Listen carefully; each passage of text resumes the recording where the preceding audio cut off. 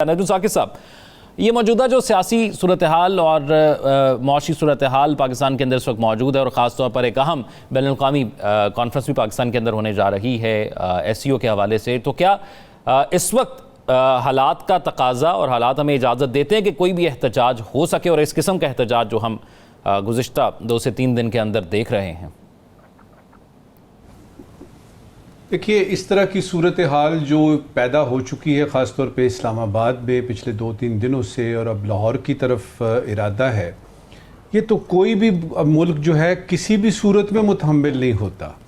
اور اگر حالات نازک ہوں، خطے کے حالات دیکھ لیجئے، عالمی حالات دیکھ لیجئے، ملک کے اندرونی حالات دیکھ لیجئے، معاشی صورتحال دیکھ لیجئے، سیاسی صورتحال دیکھ لیجئے، اور سب سے زیادہ امپورٹنٹ سفارتی صورتحال دیکھ لیجئے، جس میں آپ کے ملک کا آپ یونائٹڈ نیشنز کے ممبر ہیں، آپ کی کچھ ذمہ داریاں بنتی ہیں کہ آپ لوگوں کو بتائیں کہ ہم بھئی ایک تہذیب یافتہ ملک ہیں، ٹھیک ہے ترقی پذیر ہیں، ترقی کر رہے ہیں، لیکن ایک تہذیب یافتہ ملک ہیں۔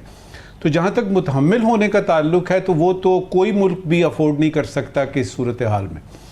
اب جب کہ فرض کریں آپ کے یعنی ملیشیا کے جو پریزیڈنٹ ہیں وہ یہاں تشریف لائے ہیں، پرائم منسٹر تشریف لائے ہیں، ان کو کیا یہ ہے کہ یہ حکومت کی ذمہ داری ہے صرف یہ بتانا کہ جی وہ آپ آئے ہیں؟ اور اس میں دیکھیں انہوں نے کتنی اچھی اچھی باتیں کی ہیں۔ پام آئل کے ساتھ آپ نے دیکھا کہ کچھ یعنی بزنس کی باتیں ہوئی ہیں، کچھ آٹے چاول کی باتیں ہو رہی ہیں، کچھ حساب کتاب ایسے ہو رہے ہیں کہ جس میں ملک کے کچھ بزنس کا جو ہوگا۔ پھر یہ ہے کہ اور کچھ نہیں تو وہ آپ کے مہمان ہیں۔ اب میں یہاں یہ نہیں کہہ رہا کہ پی ٹی آئی کا جو احتجاج ہے وہ جائز ہے کہ نہیں جائز ہے، میں اس کی بات نہیں کر رہا۔ میں بات کر رہا ہوں اس کی کہ دنیا آج کے دن فار انسٹنس اساتذہ کا عالمی دن منا رہی ہے۔ بالکل، آپ یقین کر لیجئے کہ پی ٹی آئی ہو یا پی ایم ایل این ہو یا اس کے بعد آپ کی پی پی پی ہو، کسی سیاسی جماعت کی طرف سے مجھے یہ نہیں آیا کہ اس پورے جو معاشرے میں جو سب سے اہم کردار ہوتا ہے ماں باپ کے بعد وہ استاد کا ہوتا ہے، اور سال میں ایک دفعہ آتا ہے۔ کسی نے بات کی ہے؟ اس سے کیا پتہ لگا آپ کو؟ اس سے یہ پتہ لگے گا کہ فوکس کہیں اور پہ ہے۔ آپ نے یہ یعنی متحمل کی بات کی، دیکھیے ابھی پہلے بات کرتے ہیں یعنی کوئکلی معاشی طور پہ، پھر سیاسی طور پہ اور سفارتی طور پہ، اور ہمارا پینل آج کوشش کرے گا کہ اپنے ناظرین کو اور آپ کے لاکھوں ناظرین کو یہ بتایا جائے کہ اس وقت جو صورتحال ہے پاکستان کی، اس کے معاشی، سیاسی اور سفارتی پہلو جو ہیں وہ کچھ ایسے ہیں کہ کسی قسم کا چانس آپ لے نہیں سکتے۔ شروع کرتے ہیں معاشی سے۔ دیکھیے، کچھ دنوں پہلے کی بات ہے کہ ہم ڈیفالٹ کا سن رہے تھے، پھر کچھ دنوں پہلے کی بات ہے کہ آئی ایم ایف کا 7 بلین کا پیکج مل جاتا ہے۔ کچھ دنوں پہلے ہم نے دیکھا کہ آئی پی پیز کی بات ہوئی لیکن اس احتجاج کی وجہ سے کہیں گم ہو گئی ہے۔ کچھ دنوں پہلے کی بات ہے کہ اس میں یہ تھا کہ جی آپ کے جو ہیں وہ 35 لاکھ اطلاع ملی پچھلے ہفتے، 35 لاکھ انکم ٹیکس کے نئے گوشوارے، یہ ایک ریکارڈ ہے۔ ملک آگے کی طرف جانے کی کوشش کر رہا ہے معاشی طور پہ۔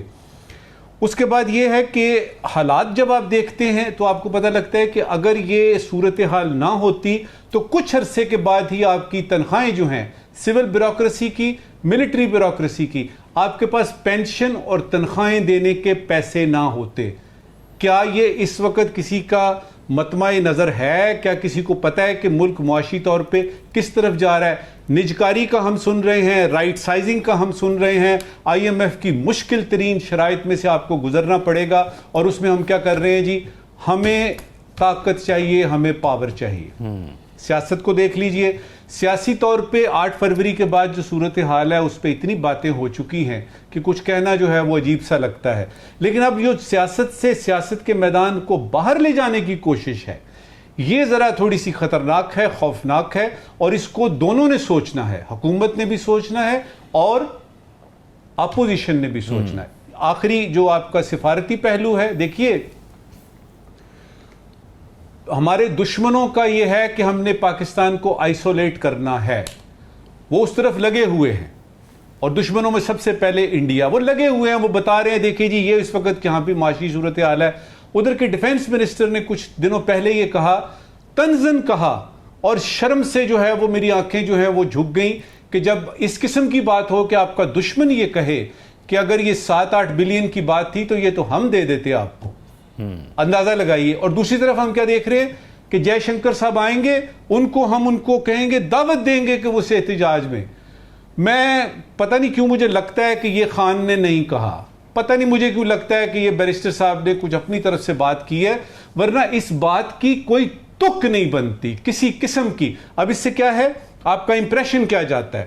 اور مجھے خوف جس چیز کا ہے, جس کا میں نے کل بھی کہا تھا, کہ یہ جو ایس سی او کی ہو رہی ہے اتنی امپورٹنٹ میٹنگ یعنی موٹ ہو رہی ہے, اور یہ یعنی ہیڈز آف گورنمنٹ آ رہے ہیں آپ کے پاس, اس میں چین ہے, اس میں آپ کا ایران ہے, اس میں آپ کا بیلاروس ہے, اس میں آپ کا روس وغیرہ, یہ وہ انڈیا ہے, انہوں نے کہہ دیا ہے کہ جی آئیں گے. اب اگر آپ کی یہ صورتحال اور چلتی ہے, لاہور کی طرف آپ جا رہے ہیں, ادھر سے یہ آتا ہے کہ جی دیکھیں سیکیورٹی کی صورتحال آپ کنٹرول نہیں کر سکی حکومت, میں نہیں آ رہا, تو ایک چھوٹے سے افسر کو بھیج دیں گے, یا یہ کہیں گے کہ ہم ورچولی یعنی کسی زوم یا کسی اسکائپ کے ذریعے اٹینڈ کریں گے. کتنی بے عزتی کی بات ہے. اچھا, ایک طرف ہے کہ آپ کے حساب کتاب جو ہیں وہ اندرونی ہیں, آپ کو سیاست میں مسئلہ ہے, آپ کا مینڈیٹ چوری ہوا ہے, سب کچھ جائز ہے, مان لیا, لیکن اس کا یہ مطلب نہیں. دیکھیے, اچھا نجم ثاقب صاحب, ایک سوال میں یہاں پہ کر دوں, آپ کاٹ لیتے ہیں آپ اپنی ٹانگ. اب یہ کہ یہ کس قسم کا ہے انصاف, یہ کیا ہو کیا رہا ہے. ایک سوال صورتحال میں اگر اس کو سم اپ کروں گا تو میں یہ کہوں گا کہ آپ کے جتنے بھی جائز مطالبات ہیں وہ بحث ہو سکتی ہے یہ جائز ہیں کہ نہیں, نجم ثاقب صاحب ایک سوال طرف رکھیے, ذرا تھوڑا سا ملک کا سوچ لیجئے, اور اس کے بعد یہ ہے کہ تھوڑا سا عوام کا سوچ لیجئے. مجھ سے آپ پوچھیں گے ایک چیز کی اس وقت بڑی سخت ضرورت ہے, یہ نہیں کہ ایس سی او ہو رہی ہے اور کرکٹ ٹیم ملتان میں آئی ہوئی ہے اور ملیشیا کے پرائم منسٹر تشریف لائے ہوئے ہیں اور ذاکر صاحب جو ہیں وہ آئے ہوئے ہیں, یہ نہیں. ملک میں اگر ایک چیز کی ضرورت ہے اس وقت آپ کو بڑی شدت سے, تو وہ ہے آپ کی قومی یکجہتی کی, اور اس کے لیے ایک اجتماعی سوچ چاہیے. اور یہ میری درخواست حکومت سے بھی ہے, پی ٹی آئی سے بھی ہے, اپوزیشن سے بھی ہے, کہ خدا کے لیے ایک ہی ملک آپ کو ملا ہے, اس کو اس طرح سے نہ ڈیل کیجئے, کچھ رستہ ایسا نکالیے. آپ تو بڑے جید زیرک قسم کے سیاستدان ہیں. اچھا نجم ثاقب صاحب, میری آواز آ رہی ہے کہ اس میں عوام پہ فوکس ہو, کرسی لینے کی بات جو ہے وہ بعد میں آئے. اچھا نجم ثاقب صاحب, ایک چیز میں آپ سے بنیادی ایک اور بھی جاننا چاہوں گا کہ ہمارے ہاں ہم نے دیکھا کہ حکومت بھی جلد بازی میں ہے, اپوزیشن بھی جلد بازی میں ہے, لیکن ہم ماضی میں جب دیکھتے ہیں تو سب کو موقع ملتا ہے, سب کو ٹائم ملتا ہے. اتنی جلد بازی اپوزیشن کو بھی کس بات کی ہے, ہم بات کل ہم نے کی حکومت کو کس بات کی جلد بازی, اپوزیشن کو بھی اتنی جلد بازی کیوں ہے؟ بابا سیدھی سی بات ہے, جب آپ دیکھتے ہیں کہ آپ کا دشمن جو ہے اس وقت سکویزڈ ہے, مثال کے طور پہ ایک آدمی کے گھر کسی کی بیٹی کا رشتہ لینے آئے ہیں, تو وہی تو موقع ہوتا ہے کرنے کا ہنگامہ. تو یہ تو سیدھی سی بات نظر آ رہی ہے. لیکن اس میں وہ یہ نہیں دیکھ رہے کہ یہ جس گھر میں رشتہ آیا ہے یا جو بات ہو رہی ہے یہ ہمارا اپنا گھر ہے. میرا پوائنٹ نوٹ کیجئے. جلدی ہو سکتی ہے, حکومت کو بھی جلدی ہے ترامیم لانے کی, حکومت کو بھی جلدی ہے کہ وہ فٹافٹ جو ہے وہ پکا کر لے اور اگلے 3 سال کے لیے 4 سال کے لیے پکا کر لے. ادھر سے ان کو جلدی ہے کہ خان کو کتنی دیر تک ہم جیل میں دیکھیں گے, اس کو باہر لانا ہے. جلدی تو دونوں طرف ہے. جو پوائنٹ مس کر رہے ہیں دونوں دھڑے, دونوں طرفین جو ہیں جو پوائنٹ مس کر رہے ہیں وہ یہ ہے کہ آپ پاکستانی ہیں, کے پی بھی پاکستان ہے, پنجاب بھی پاکستان ہے, آپ پاکستان کا حصہ ہیں, اس کی طرف کیوں نہیں دیکھتے؟ اور پھر یہ ہے کہ جس جمہوریت کی آپ بات کر رہے ہیں کہ جمہوریت جمہوریت جمہوریت, اس میں تو فوکس عوام پہ ہوتا ہے. مجھے یہ بتا دیجئے کہ حکومت جو یہ ترامیم لا رہی ہے, آخری بات اس وقت کی, حکومت جو ترامیم لا رہی ہے اس میں عوام کدھر ہے؟ یہ جو احتجاج ہو رہا ہے اس میں عوام کدھر ہے؟ اور یہ جو کھکھیڑ ساری شروع ہوئی بھی ہے, کہاں پہ ہیں عوام؟ وہ جو ایک پیج ہے جس پر یہ مسودہ موجود ہے, یہ ہمارے محترم ممبران اسمبلی اور سینٹ کے ممبران ضروری ہوگا, وہ لازمی طور پر پڑھنا چاہیں گے کہ اس پر کیا لکھا ہے, تو وہ بغیر پڑھے تو نہیں کر دیں گے اس کو پاس. دیکھیے لگ تو یہی رہا ہے کہ اس کو بغیر پڑھے تو کیا بغیر دیکھے ہی پاس کیا جائے گا. تو آپ کی اس بات سے مجھے یاد آیا کہ کوئی 190 پتہ نہیں ملین پاؤنڈ کا کوئی چیز تھی جو کہ لفافہ لہرایا گیا. یہ ہماری اصل میں بنتی جا رہی ہے, اور پھر ساری کیبنٹ نے اپروو کر دیا, اللہ اللہ خیر صلی اللہ. یہ کوئی نئی بات نہیں ہے پاکستان کے لیے. تکلیف کی بات یہ ہے کہ یہ جو جذبہ دکھایا جا رہا ہے ترامیم کرنے کے لیے، کاش یہ کوئی اور بڑا مقصد ہوتا، مثال کے طور پہ کہ کشمیر کا موقف کس طریقے سے حکومت نے پراپرلی، تقریریں نہیں، ٹھیک طریقے سے کوئی پلان بنانا ہے یونائٹڈ نیشنز کے ذریعے ملٹی لیٹرل فورمز پہ، اس کے لیے ہوتا۔ یہ احتجاج جو ہو رہا ہے، کاش یہ خان کی رہائی کے لیے تو ہے ہی، کاش یہ کشمیر کی رہائی کے لیے ہوتا۔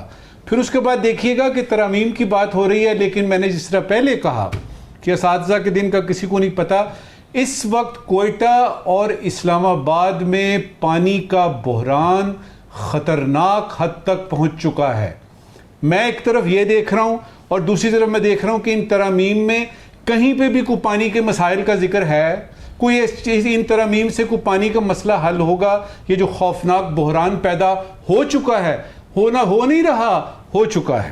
نہیں، وہ نجم ثاقب صاحب سروائیول کا مسئلہ ہے نا۔ حکومت کہتی ہے کہ حکومت کو لگتا ہے کہ یہ ہمارے سروائیول کے لیے زیادہ ضروری ہے، جو مسائل آپ کہہ رہے ہیں وہ ان کے سروائیول کے لیے ان کو لگتا ہے زیادہ ضروری مسئلہ نہیں ہے۔